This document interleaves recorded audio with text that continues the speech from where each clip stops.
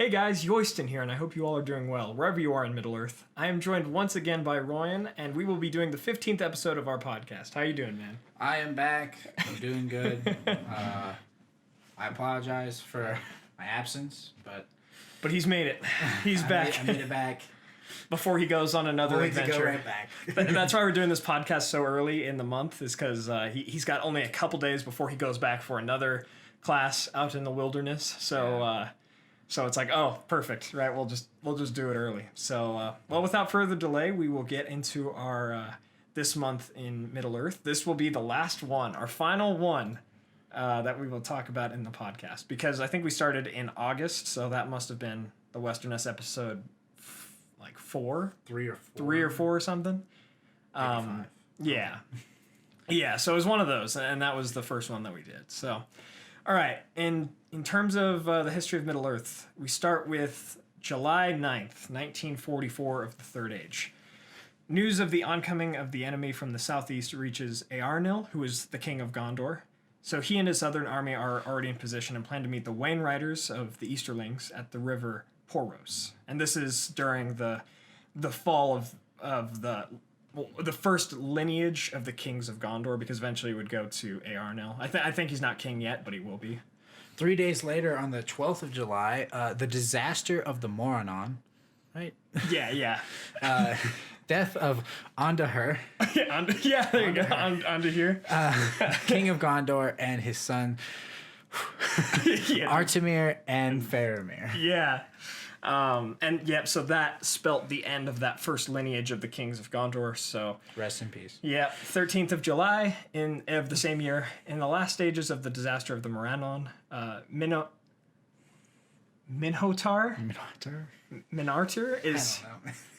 is slain by an arrow, and his forces are routed. Eärnil arrives on the battlefield and is victorious in the battle of the camp. After this, he would proceed to be crowned king. Okay. Oops, I just lost our spot. Okay. On the 1st of July in 2941, so we are 1,000 years in the future now, Bilbo meets Gollum under the Misty Mountains and finds the One Ring, and it's the same day they do all their riddles. Oh, yeah. 1st of July. See, with the Hobbit timeline especially, I'm always like confused about when things take place. So that's crazy. 1st of July. All right. Hey, let's see. In 3018, the 4th of July, the American Independence Day, let's get it, Boromir sets out from Minas Tirith to head to Rivendell. Takes him, I think, 100 days to get from Minas Tirith to Rivendell. I always think this part's funny in the books because he loses his horse. He has a rough go of it. Yeah, I think he goes off his path to explore some old ruins and stuff, loses his horse, and has to walk the rest of the way. Tragic. Yeah. And then 6 days later, Gandalf is imprisoned in Orthanc by Saruman. And then our final date. Oh, sorry. Our final. That's the first one. And that's it? That's it. 10th of July. Yeah, Gandalf in prison. So not a whole lot going on specifically in July, but we're covering a large area of time. Yeah, a lot of different years. So there we go. That's our last this month in Middle-earth. As always, we will leave the timeline of the history of Middle-earth in the description of the podcast. So please check it out. Give the website our love, because really they helped us out this whole year in doing this. So, dang, it's such a great project. Everything that they do. Before we move on, takeaway. What do you think, Joyce? What do you think you learned most from working with the timeline throughout the last year? I think what takeaways do you have? Well, it's funny. Everything like something I noticed every time we did this is that we never really had months from before the Third Age. It was always Third Age October, Third Age July, whatever it is. But in the Second Age and stuff, we only have years. We don't really have specific dates in terms of months besides that. I just really love what they did here, because you have the map, you have the timeline alongside of it, and I know they also do the same website does a map of Beleriand, which, let's see, oops, Yeah, Maps of There Valerian. it is. Yeah, so this helps me create some of my videos, and it's just interactive Got and routes stuff. and stuff like that. Oh yeah, routes, and you can zoom in, which is really nice. When I was making my last video, the timeline of Arda, Dagor Bragolok, the ruin of Valerian. There was a nice decal in there with some routes. Oh yeah, yeah. But when I was making the script, I was like zooming in. I'm like, all right, where is everybody, and where are they doing, and or where are they going, and all that kind of stuff. But yeah, and then I found that map with all the routes and stuff. But yeah, just check. Feel free to check this one out. Oh, Ryan, what's your big takeaway? I like what you said about the Hobbit. Really clicks with me because Lord of the Rings, you have a sense of the dates, and although sometimes it's like hard to get.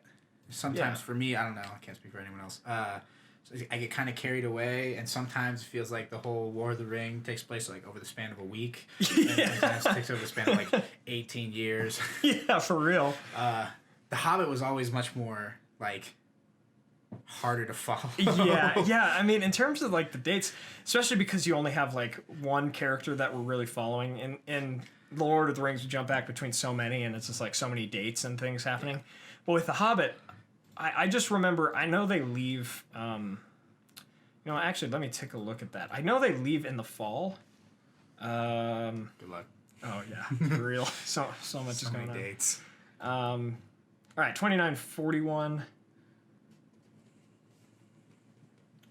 Oh, I was wrong. They left in April. And then they got there in the fall. Yeah. Holy crap. Yeah, they got there in the fall. I thought they left in like August or September or something, and then got there over 2 months. Oh man, they leave. No, it took them like. It looks like it took them like 6 months. Yeah, 6 months, because the whole thing. So I think that's probably a correction from like a past podcast or something, because I thought they left way later, just because they needed to make it before Durin's Day to the door, so they could see like the. Otherwise, wait. Yeah, the keyhole. So otherwise, yeah, wait a whole year. Speaking of which, on Lord of the Rings Online, they have a special event now that Erebor's up there, where on Durin's Day, I think of like that whole week, there's like a keyhole and stuff, and cool. A special deed. But I missed it last year, and I didn't realize until after, because I went there. I was like, I wonder if they're doing anything special, and it was too late. And I was like, all right, That's tragic. It is tragic. So I gotta wait. I set a reminder on my phone last October for this October to be like, all right, go do that deed. I need to. So, I've been gone for a month. I haven't played LOTRO in a month. I just got back, and yeah, Ryan is way behind. Yeah. We'll catch him up. Just now met with Mr. Glam himself. Oh, yeah. King of the Woodland Realm. Oh, yeah. Mr. Glam. I like that. Oh, yeah, dude. Oh, speaking of which, okay, that we talked. I think I talked about that last week. That the Lord of the Rings Online released a new update like 24 or something. Yeah, the Vales. It's not called the Great River because that's already a region. Yeah, I think it's the Vales of the Anduin. So we got to check that out. I've played through the main quest, but I still have to go through a lot of the side quests and things. Anyway, we're way off on a tangent, but that's okay. That's what these things are for, right? So, all right, cool. We'll go into our Q&A section. All right, for the next 10 minutes or so, Ryan and I talk a lot about the Lord of the Rings Online because we were given a challenge that has something to do with it. But if you'd rather just skip ahead, we have links to different time spots in the comments below. So please check those out. If not, here we go. All right, so we're going to start with the Q&A section. And really, it's not really as much a question as a challenge asked by Farmer Maggot. So he wants us to rate on tier lists, and I'll link that in the description below. He wants us to rate our favorite, and I guess the best LOTRO classes to the least. He said we could pick either most enjoyed personally or the best ones. I think we should go with the best ones. The best, yeah. Because I'm never gonna be able to never gonna argue off of Captain. Yeah, that's fair. That's fair. I mean, they need to update the captain because they need to update everybody. They do, because I can't do any damage with the captain. I've actually been purposefully waiting, going back to that LOTRO thing for a sec. I've been waiting to do the side quests in the new area just because I know I won't do any damage. All right, so I'm actually going to take a screenshot of this when we are done, and I'll put it in the podcast. So just look for the visuals on that. So the very first thing we're going to do. Should we start with the worst first and then work our way up? We could do that, or Okay. we could go most obvious to most argument. Oh, that's true. Okay, yeah, we'll go most obvious to the most argument. So obviously, all right, starting with S, we got the Warden. Like, In a tier of his own. yeah, honestly, I feel like this is probably in terms of combat and like if you really know what you're doing, the Warden is a small fellowship. It's 3 people. It's a healer, a damage, and a tank. Anyone who's ever played as a monster player knows what it's like to go against a good Warden. Oh yeah, for real. Honestly, I feel like that's like the best. So let's just give him his own S. Yeah. All right, going to A now, the A tier. Okay, so I would argue that in his heyday, the captain would be an A. That was like a year and a half ago. That was a year and a if half not ago. more. But I think he'll be there again because I know they have updates for him and the Runekeeper in works for this year. Yeah, but let's wait till they come out. Okay. So right now in the new areas, the captain sucks. Yeah. But in the old areas, the captain's still pretty good. Yes, I've been leveling up a young captain, and I'm going through the North Downs, and nothing can stand against me. Yeah. So do you think we could throw him on the A? Let's work on other things. Okay. We'll throw that. I don't think you can make an argument that the hunter is worse than the captain. That's true. Okay, Hunter is definitely A, dude. I like. It's just too much damage, and It's crazy overpowered. We were just playing like a month ago when before he left on his trip. I think I was playing my Hunter and you were playing your Guardian. Oh I yeah, was on my guard. Guardian, and we kicked so much butt. So all right, Hunter's up there. Okay, they just updated the Guardian. They did just update him. He's a lot better. Would you say A? Or is he still not? He's slow in blue in like tanking. In blue's you shouldn't be playing blue unless you're in a group, because it takes That's too long true. to kill anything. That's true.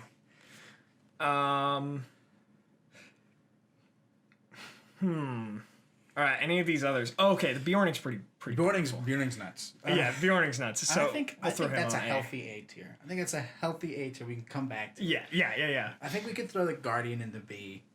Yeah, okay, I agree with that. I worse to think the captain gets in there too, but we can worry about it. Okay.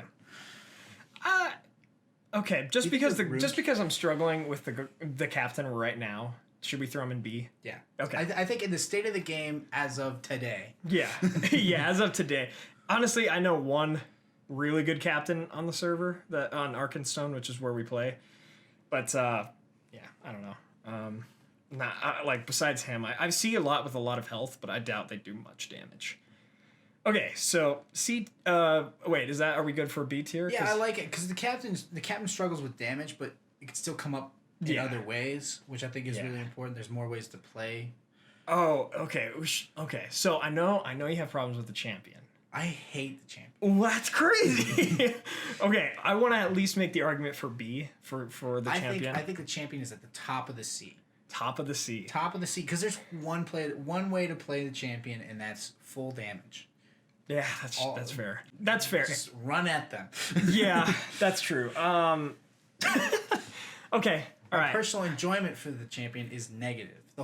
That's fair. Mine's positive, but it's like you don't feel like you're fighting anything. You feel like you're swinging your sword in the air. That's true. And then you never do anything. Quite hit anything. But they just kind of fall over. It's like fighting a ghost. Except even in LOTRO, when you hit a shade, it still recoils. Oh, yeah.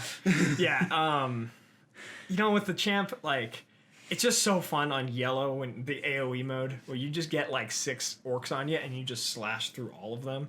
But I do understand the air stuff. But we are talking about how well people do with these classes. You're right. So I feel like he's a B because I've seen some really good champions out there. All right. Usually in raids and stuff, they are like always there. What about the Runekeeper? The Runekeeper, I've seen really good Runekeepers. I have too. I've seen really good everybody's, except for maybe Berger. Yeah, Berger, we're going to talk about. Okay, disclaimer, I do love all these classes for their own reasons, but... The only class I dislike is Champion. That's fair. I will put that on the table now. That's fair. The class I've played the least is Beorning, because it's the newest one. Yeah, me too. Wait, okay, so Lore Master and Runekeeper. Lore Master is fun to play, but I feel like the debuff system is outdated. And honestly, if he gets any hits, I've been playing him recently. He's fun, but he's a lot of fun. He's a lot of fun because like the whole thing is like, oh, I have this beast to support me, but like when you get into if you're doing PvP, that's fair. Your beast is not that helpful. I mean, and if honestly, like the whole thing is like the beast aggroes the enemy, and then if the enemy has a free will to target whatever it wants. Free will. it'll just grab you and it'll ignore your bear or whatever. Okay, so I'm gonna throw him on C. Yeah. But I think the Rune Keeper, if you really know how to play him, I think he's B. Yeah, I can see the Rune Keeper playing B. Now we get to the Minstrel and the Burglar.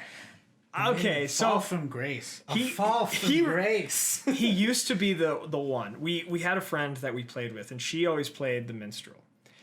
And every time, I think I saw her take down something that was like 8 or 9 levels above her when we were one shots. Like the explosions. However, you get hit like 3 times, you're dead. And I'm like, but it's kind of hard to play sometimes it's just a healer because class. So your idea is you're working with a group, but even now I feel like the healing with a minstrel it's just not what it once was. Yeah, and that's really hard to see. Yeah, it's true. And honestly, like I've always heard when people play the minstrel healer and then the Rune Keeper healer, they're like, oh, the Rune Keeper healer. Like that's the way. I'll take a Rune Keeper any day. Yeah, because like the Rune Keeper has like these bubbles, has these overtime heals, all that stuff. And then still the the option to switch back to damage to run away. Yeah, that's true. That's true. All right, so but because of the one shots, because of the OP shouts, can we put him at C? We'll put him at C. All right, now we come to the last class, the Burglar. The Burglar, dude. So they just did a major update on the Burglar about a month ago, it must be Haven't played a Burglar since then. So must say, from what I see now, he does a lot more damage. He's more of a damage class now. That's great to hear because his damage used to be awful. Yeah, true. But like he's I guess damage debuff, but so he's still kind of support. But honestly, I still don't see that many Burglars around, and I think there is a reason for that. Like they're not there. It's a hard class to play because it's so bad if you play it wrong. Yeah, true. It really and at end game too, like at level cap, level 120. It's cool to be stealth. But it is unstealth. You stun them, and then unless you have a group. Yeah, and it's like they have a few cool party tricks where it's like they can just disappear in the middle of battle and save themselves if their whole group dies. But like again, I never see them at level cap, and this is how well you can make an argument for any of these classes that if you really know how to play them, you can do the best, which is good. It shows LOTRO's versatility. Unless the Warden is still. Yeah, the Warden though, I feel like a Warden could take maybe all these guys at once. No, okay, he's not that powerful, but like he could take a lot of things at the same time. So yeah, the Warden, if you know how to play, is the like best one in terms of power. But okay, we'll throw the Burglar at a D. Yeah, has some redeeming qualities. Had the update, does a lot of damage, but like if we have to put one at D tier, we'll put the Burglar. Which is funny because one of our best friends plays, or at least used to play the Burglar a lot. But he was also never good at the game. Oh, throwing some shade. All right, guys. So it should be popping up on the screen now. Here's our pick for. Well, yeah, I like it. Yeah, I like it too. Again, it's like you can make an argument for any of these. We could probably spend time and break up the B tier more, but. Yeah, true. How many F tiers? And if you got a problem with that, let us know. Yeah, let us know. Tell us about how bad whatever class you want is, or how good the Warden is. Sorry, I'm gonna take a snapshot. If someone's out here and they tell me that the Warden's overrated, like you're trolling. Yeah, yeah, for real. He may be overrated, but he's still the best. True. Yeah, honestly. And he's one of the only classes where it's like, they've definitely done, obviously, changes for him, but like, they have never done something major where it's like, okay, now all of your gambits are skills rather than gambits. It's like, they've never done something that completely changes the class because he's always been pretty good. And he's always been, it's like a learning curve. Yeah. Like you may start out and be really bad, Yeah. And then eventually you're going to get the hang of the gambits, and then you're just going to start destroying things. Oh, yeah. Now, one thing that kind of does, with the Warden kind of does suck, is, like, trying to tank in a group when you're not 100% good at the Warden. Like, when you don't know every gambit back and forth, trying to grab aggro versus the Guardian just has to click one button. It's like, that's kind of hard. But that's also, like, that's the Guardian's. That's the Guardian. Yeah, that's true. That's true. All right, guys. Yeah, let us know your list. Let us know if you agreed or disagree. All right, so we couldn't find a Valar tier list, so we'll probably, and since we talked about some of our favorite Valar in the last podcast / live stream, I can't remember which one. It was the same day, not the same day that Yoisen did. Oh yeah, sorry, it would have been podcast 13, where we would have talked about that, or that live stream. I know we talked about the Valar on the live stream at least, but we may have definitely talked about it on the live stream. So check that out, and we can talk more in depth on a future video about the Valar character ranks, but. All right, now let's jump into the real questions. So, the Joker asks, were elves annoying creatures like portrayed in The Hobbit, or smart, elegant elder beings like they're shown in most lectures? So this is interesting. I would say that it's kind of a perspective thing. Again, what we always go back to is like the frame narrative. Because written by hobbits. Yeah, it's written by hobbits, and Bilbo loved the elves. He really did. But when he's in the company of dwarves, I could imagine that, especially in Tolkien's earlier Middle-earth like writings, maybe they were a little different, like in The Hobbit. Maybe they were a little more gnomish, because I know he was inspired by gnomes, like of classic fantasy for the elves. So I would argue that they're more smart and elegant and elder, but it really also depends on the elves you're talking about. The elves of Lothlorien and the elves of Rivendell kind of descend more from the Noldor and these high elves versus like the elves of Mirkwood that descend more from the green elves and the gray elves and all of these kind of the ones that never went to Valinor, so they were kind of more just foresty and I don't want to say lowly, but kind of like that. So what are your thoughts? I think that the Hobbit movie series has not really helped that, because I feel like, especially when I read The Hobbit, the elves are antagonists for a portion of the novel, but I never felt like they were annoying per se. Yeah, I would think, like, again, from the perspective of the dwarves, Thranduil's elves were a pain, just because, like, well, they kidnapped. They captured them and stuff. But so again, if you're a dwarf, they're annoying creatures. Even in the first age, you could probably just be like, oh, wow, look at these guys killing each other over Silmarils, or depends on which clan of dwarves are talking about here. They kill each other with gems all the time. That's true, and they did kill elves over Silmarils too. But again, it also depends on the dwarven clan that you're talking about, because I know one clan went after the elves of Doriath, whereas the other clan was like, good luck, or you shouldn't do this, but we're not going to help you. Well, I feel like the first stage, it doesn't help them because they're throwing away. If you're a dwarf or a man, you're watching them, they're throwing away their immortality just fighting over nothing, essentially. Oh, yeah. Yeah, I love this meme. I think I threw it in one of my videos. It may have been, I think it was my April Fool's Day theory, where it was like, what if the Free Peoples had simply walked into Mordor? At the end of it, I think I put in, it's one of my favorite memes ever. It's like, for elves in the Third Age, they're like, they have their eyes partially closed, they're all like wise looking and like monks. And in the First Age, they got like rabid teeth, they're like killing each other, they're bloodthirsty. It's like so true. So yeah, I would say they're more elegant and smart, and they're meant to be just wise, fair, and elder beings, right? So I agree. I don't think they're meant to be like dorky or like annoying. All right, his second question, the Joker's second question is, did goblins answer the call of Sauron, or did they help him in any sort of way during the trilogy? So it's kind of interesting. I've been torn on this for years. I don't know if goblins and orcs are that different, or if those are just two names for the same kind of thing. No, I think that they are different, but I think that the difference is that the goblins didn't necessarily like show up at Sauron's door and be like, we're here to help. Yeah. But when the orcs did, the orcs went out and got them. It was like, hey, you're going to help us or we're going to kill you. And the goblins were like, okay. Yeah, that's fair. That's fair. Because I could see in terms of a physical aspect, like you think orc, you think bigger, stronger, more muscular. Not always. A lot of the orcs that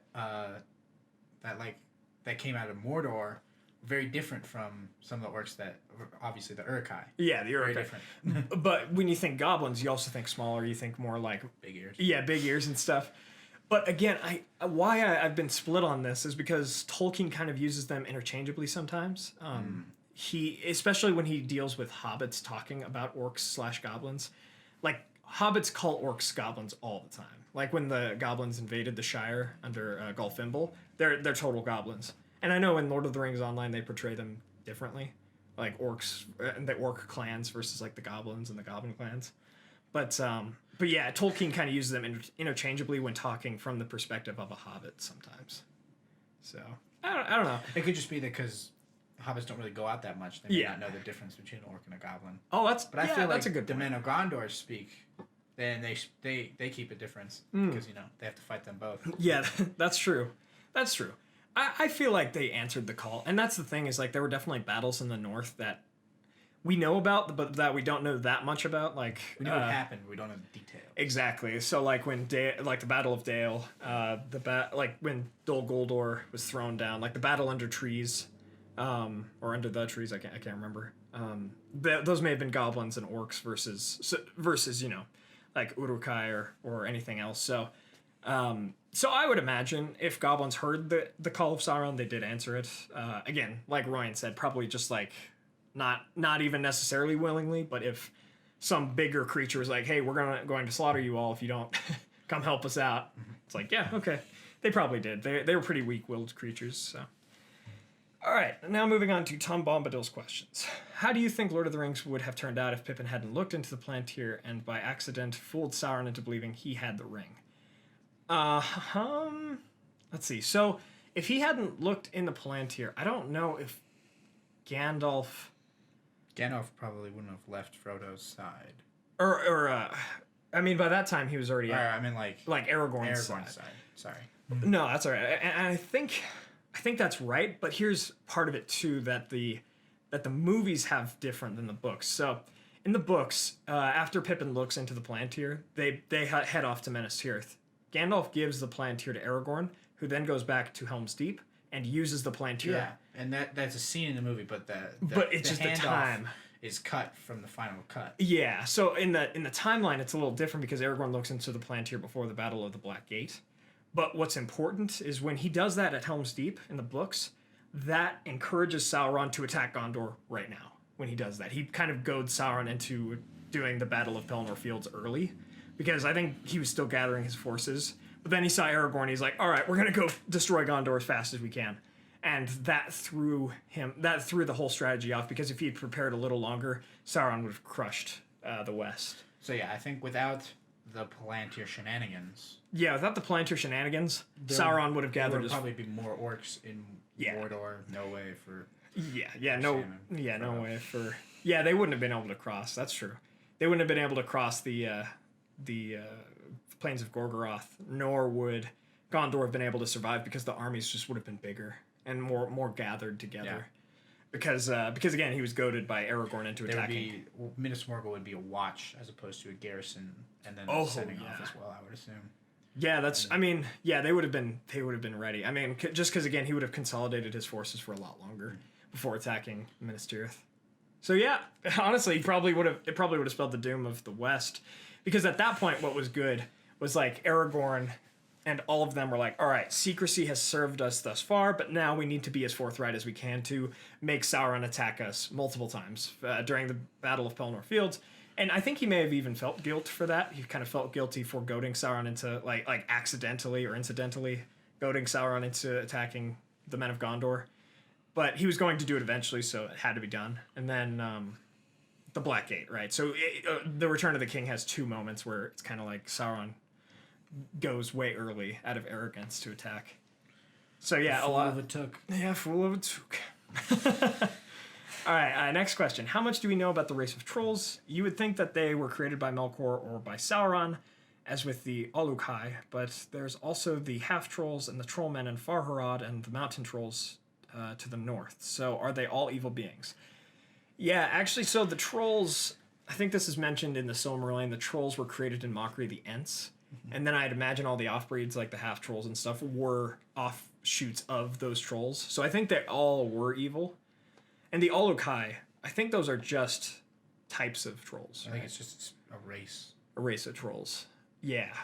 Yeah, I think that's right. Kind of like all the clans of the orcs and stuff. Yeah. So yeah, I think that's really all we know. They're just created in mockery of the Ents. I would probably call them drones because drones of Melkor's will or Sauron's will, because they don't have spirits. They were created in mockery, created in mockery. Because Melkor can never create, he can only mock and he can only corrupt, I think. So maybe created in mockery is the wrong way to say it, but it's kind of like he just devised these machines pretty much. Corrupted. Yeah. But I don't think he ever took any Ents to corrupt them. I don't know how he made them. It's kind of the same way with the orcs. It's like, I don't know how you took an elf and beat him down so much to where he's an orc, but he did it. I don't know what he took to grab. Maybe he grabbed some rocks and he just magic, grabbed some rock like a boulder and then turned it into a troll. I have no idea. And they returned to stone when they're flashing light, so they could just be animated rocks. Oh, that's a good point. Yeah, that's a really good point. Yeah, they could just be animated rocks.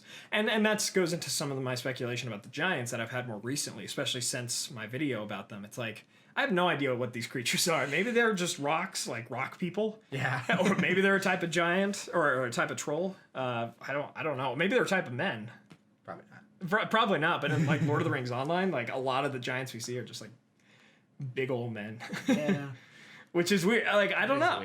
It's odd. So, and then our final question from Tom Bombadil: what if Royan and Yoiston became the 10th and 11th members of the Fellowship? And he just really likes this one and thinks it's a fun one. Depends on... Okay. So is this Royan and Yoiston, our characters in Lord That's what I'm thinking. Online, or is this Royan and Yoiston, us people in real life? Because if it's me in real life, I do not want to be with Aragorn, Legolas, and Gimli sprinting across Rohan. or like Boromir, dead. So... If it was our people from real life, I would never would have made it through Moria. Oh, no yeah. chance. Yeah, for real. Oh my gosh. So us from real life, I feel like we would have stayed in like Rivendell and just been like, good luck. Well, I mean, if we get called out to go on the Fellowship. Yeah, true. It's like, oh, okay. Well, I don't know. I think I responded to his comment. He commented this on one of my past videos. And I'm like, well, okay, assuming that we were men, not elves or hobbits or dwarves, that we were men, we'd be like to have some kind of allegiance. Yeah, we'd be like Gondor or Rohan or something. Honestly, if we were in the Lord of the Rings, we'd probably just be some of those foot soldiers. From Bree. Yeah, from Bree, who just get like corrupt, or taken out by Sauron's brigands, or like, yeah, for real, or some of those random foot soldiers in Helm's Deep who just get killed during the battle, Rip. Or some of the soldiers who get killed in Gondor. Yeah, rip. Yeah, for real, rip. I don't know, but if it's our characters, so I'm Yoiston's a captain, Ryan's a guardian. That'd have been pretty sweet. I feel like we would have stood pretty well with... I feel like Boromir wouldn't have died if he had... Yeah, let's go. Yeah. We're gonna save the Fellowship. Saving the Boromir, man. That's our boy right Yeah, there. Dude. I don't even... bring him home to his daddy. Yeah. Yeah, because I don't know if, like, with 2 more Guardians of Men, assuming that we were... Yoiston is from Rohan. Yeah, Yoiston's from Rohan. Royan's from South Gondor. Yeah. And so they're like... We could play allegiances into this. If you stayed alive long enough to make it to Rohan. Yeah. Oh, that's true. That could have helped. Yeah, that's true. Standing during the Battle of Helm's Deep. Because my whole backstory with Yoiston is that he was from Rohan and he went and became a ranger in the north, and that's where all because that's where like the main story starts and everything. Mm-hmm. And I think Royan has a similar one for his guardian. But yeah, make it back to Rohan and stand at Helm's Deep and stuff. But I feel like if Boromir had 2 men that could fight, fight with him or almost as well as him, protecting Pippin and Merry, we probably would have been okay. I mean, maybe we still would have gotten shot by arrows. I have no idea. We could have died right there. We could have died too. Take the arrows. For Boromir. He took like 4 arrows, right? Yeah, it's just one for each of us. Yeah, true. And the hobbits. Just we'll spread the arrows out. we'll share the wealth, and then no one has to actually die. We'll just all be maimed. Yeah, there we go. Oh my gosh, I don't know. I mean, again, real life us, we would use our lore knowledge to help, and we'd probably get killed. I don't know, our knowledge of history. Because that's what he commented too, and on my video, he's like, "Would you guys be like lore masters because of like what you know of the history of Middle Earth?" It's like, so I mean, the elves would know more. We're not going through more. Yeah. I was like, why? It's like, just trust me. Yeah, just trust me. Something in there you don't want to fight. But I feel like we still would be dumber than elves. Even if we were in there, it'd be like trying to tell Elrond about Earendil, and he'd be like, okay, I already know all this. It's like, I know this man. Yeah, he's my dad. I don't know. Any final thoughts on that? I think it'd be cool. That'd be sweet. We'd die. Oh, We'd yeah. be so dead. Yeah, we'd be, straight up. So, all right, that's all the questions we have for this podcast, and we'll move on to the news section. All right, so jumping into the news, since I did a podcast last week, we don't have much news, but we still have two pieces that just came out in the last week. So New Zealand will be a huge part of the U.S. Amazon Lord of the Rings production. So we thought they were going to film in Scotland. And maybe they are for some things. Probably but for parts of it. For parts, but apparently they just got... hold on, what's this place called? I thought there was a specific... Oh, Auckland. Auckland? Is that a place or a film studio? Yeah, it's a massive city in New Zealand. Oh, is it? It's like one of the major cities in New Zealand. Ah, sorry, I'm not well versed in the. It may be their capital. I don't know for sure, but it's definitely one of the large cities. Crap! Whoops. All right, so yeah, so apparently Auckland secured, or film studios will be involved, and also Kumeu, Kumeu, for those of you who are listening. So these Kumeu and Auckland Film Studios will be involved. So that's pretty cool. It's going back to the original spot. And honestly, from what we've seen from New Zealand, it's like, that's Middle Earth. That's straight up Middle Earth. It would be cool to see things in Scotland, too, if they're going, like, Beleriand. I could definitely see some spots in Beleriand or... With some rocks and rain. Yeah, some rocks and rain, pretty much. I mean, like, you look at... let's go back to our interactive map of Beleriand. You look at, like, Dorthonion, Tornu, Fuin, and, like, Himring and stuff. It's, like, just mountains. It's, like, rock. So there are so many mountains in Beleriand. Oh, my gosh. Yeah. So, and then they got wiped. Yeah, got wiped out. But, yeah, I don't even know if they have rights to this or if the show will involve this. That also brings up a question that I had last week when I did the podcast. So... are they still doing Aragorn in even part of it? Because I've heard conflicting things. Like, people are like, oh, maybe they're going to cast this woman as Aragorn's mom. And I'm like, wait, I thought they scrapped the Second Age. Yeah, I thought we were doing Second Age. So I know at least we're doing Second Age, but I don't know if we're also doing Aragorn's mom or Aragorn's, like, mom and dad and maybe his youth. I have no idea. I still think they're going to do a time jump. It could be between seasons, could be mid-season. That would probably be cool. know. But I think... it was always a rumor that they were going to go with young Aragorn. They never cast anyone, and they never told anything. Oh, that's true. So it could have just been farce from the beginning. But yeah. Or they could be holding on to it for a later season idea. That's true. And then, like, they had these two competing ideas, and the Second Age just won. Yeah. Because the media surrounding the show right now, all roads lead to Second Age. Mm-hmm. With all the social media presence, with all the, like, teasing the fans with maps and all stuff like that, I would be amazed if they backtracked all that rather than just backtracking a rumor from a year and a half ago. Yeah, that's a good point. I just hope they know how many rights they have. They didn't we're gonna do Second Age. Oh crap, we don't have any rights to the Second Age. That would suck. I feel like they would have done their research though. I hope so. They're a professional company and they're straight up Amazon. They know what they're doing. I hope. But yeah, honestly, what I would always be okay with is if they did an anthology series where it's like every season's a different story, because Second Age is huge. And again, like I've kind of said in the past, spread up. It is like you can't do just the same characters all the way through. So if it's like one season on the downfall of Numenor, one season on the building of the ring or the crafting of the rings, one season of the War of Elves and Sauron. Like you just jump between all these things.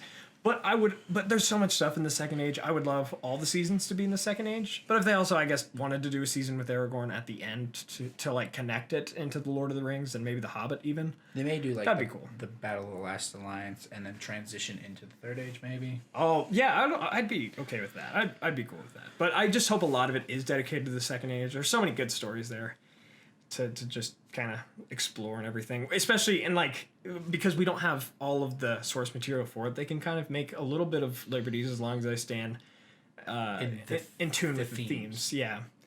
And who they would cast as like Elendil and Isildur and stuff. That'd be sweet. Cool. That'd be really cool. They keep the same Isildur from Peter Jackson's films. He's just like way older now. Like 20 years have passed. And then we actually today, before we recorded this podcast, and it is July 3rd. We heard news. We heard news that J.A. Bayona is to direct the Amazon Lord of the Rings series. He did Jurassic World. The newest Jurassic World, Fallen Kingdom. Fallen Kingdom. Has been tapped to direct the first 2 episodes of the big scope fantasy drama. So it looks like they're gonna kind of go with an HBO like different directors for different episodes, which is fine. Yeah, I'm down with that. But that means because I feel like he's a big action director from what you guys told me on Discord and from what I've seen here. So maybe we might start off with the downfall of Numenor.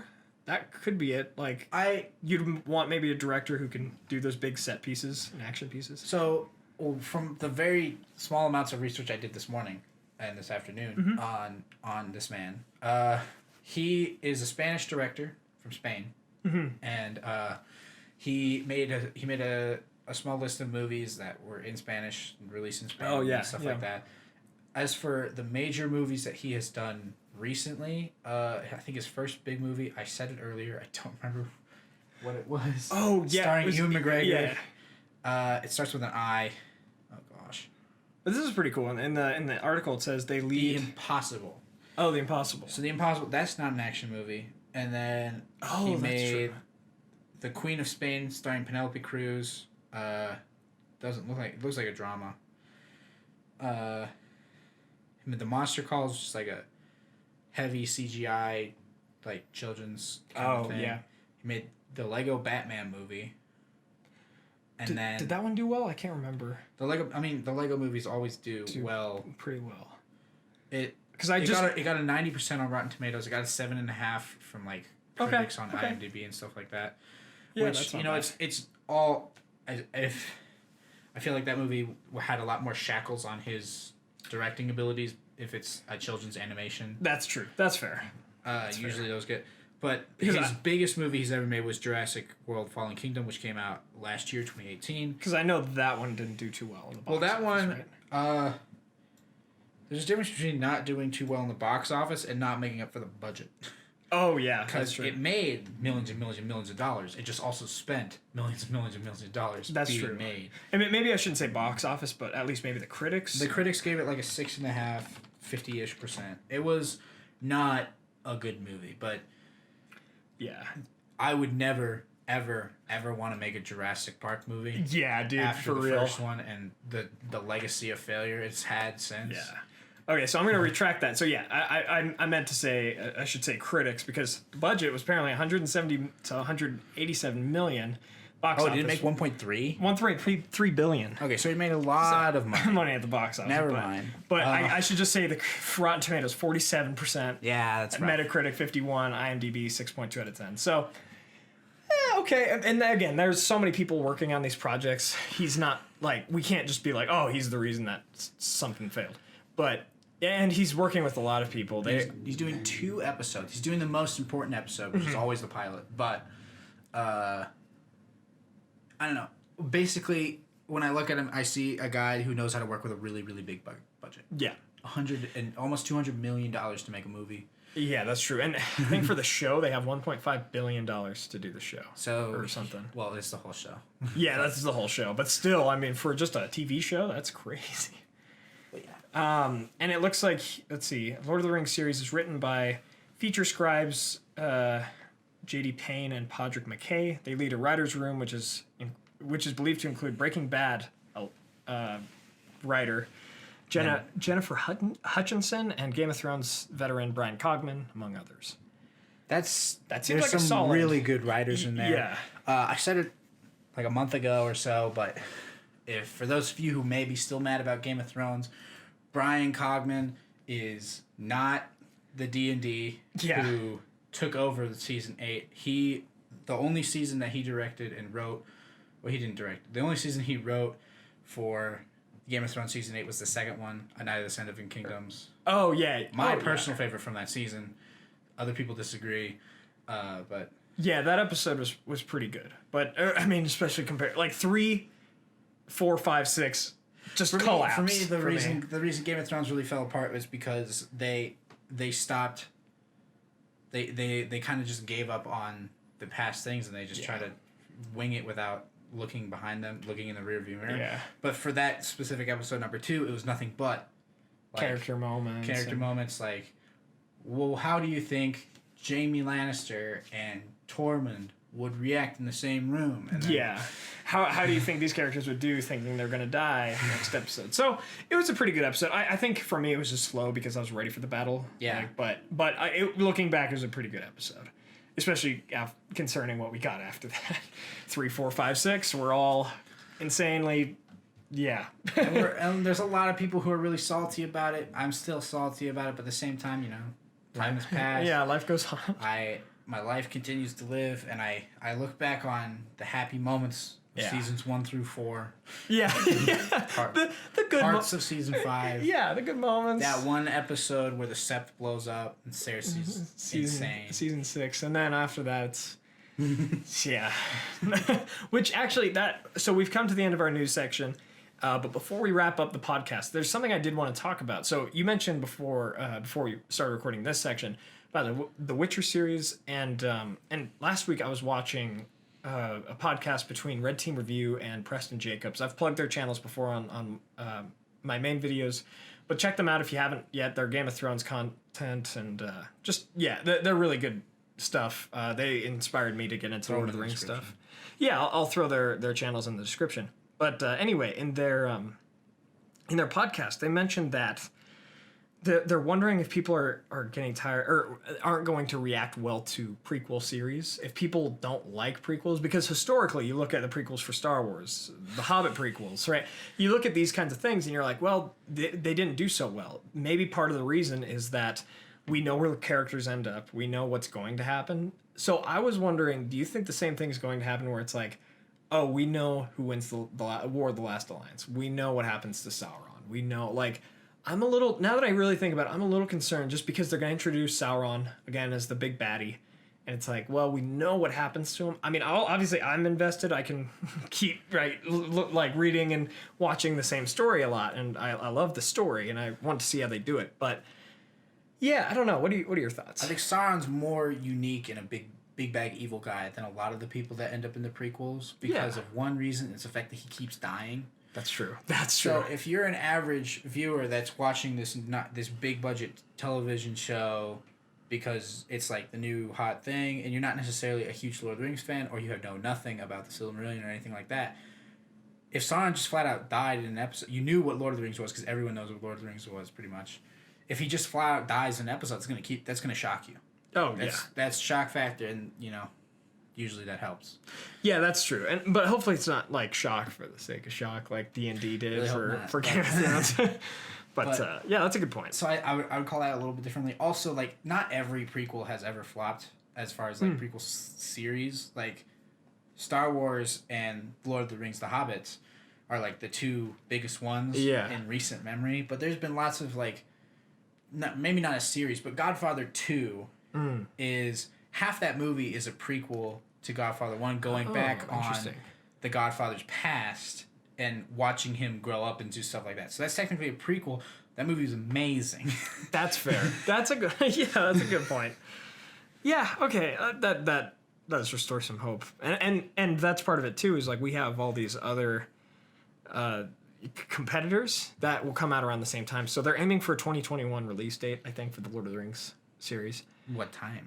I feel like it'd probably be spring, but I could be wrong. I think they're just gonna aim for that year, especially since I think they started to film and all that. But yeah, like you said, so we have The Witcher on Netflix. We have the Game of Thrones prequel series on HBO called Blood Moon. I think at this Is that point what they're calling it now? I think that's one of them. Is that just like Project Blood Moon or whatever? Oh, it could be that. I think they're calling it Blood Moon. I think that's going to be the Night King White Walker prequel.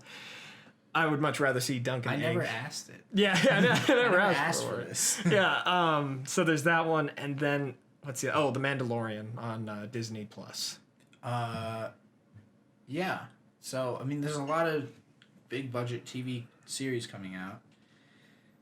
As far as I think Lord of the Rings, Amazon has an upper hand of being like the first announced out of all those. Oh, also that's having true. Amazon's deep pockets, because HBO, Netflix, Disney. Okay, HBO, Netflix, they have deep pockets, but not quite to the deep pockets that Disney and Amazon may have. That's true. That's a good point. Now, I would say something too that Lord of the Rings does have over the others is like the fatigue isn't there for the Lord of the Rings. I mean, people are probably like, okay, it's been enough years since The Hobbit. The Hobbit may not have done it for, specific audience members, and they're like, all right, we want to see Lord of the Rings things again. And they might still be in that fantasy mode, but they're kind of tired of Game of Thrones because that just ended and didn't end in a good way. It was a TV show going into another TV show. Exactly. Star Wars is a series of animated TV shows going into a live action TV show. Netflix keeps coming out with TV shows that aren't always that great. Yeah. Love Stranger Things is coming out tomorrow.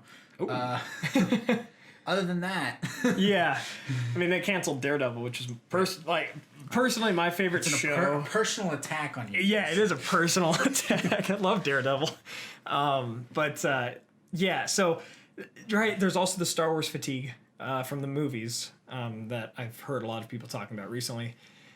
But The Witcher does sound new and interesting and fresh, especially with Henry Cavill, who we've only really seen mostly as Superman. I know he's taken other roles as well, but we've mostly only seen him as Superman the past couple of years. So it'd be good to see him as a fantasy hero character. We're also going from video game to TV/movie, which is almost never worked. That's true. That's a good point. Yeah, that's true. Lord of the Rings has a lot going for it. It really does.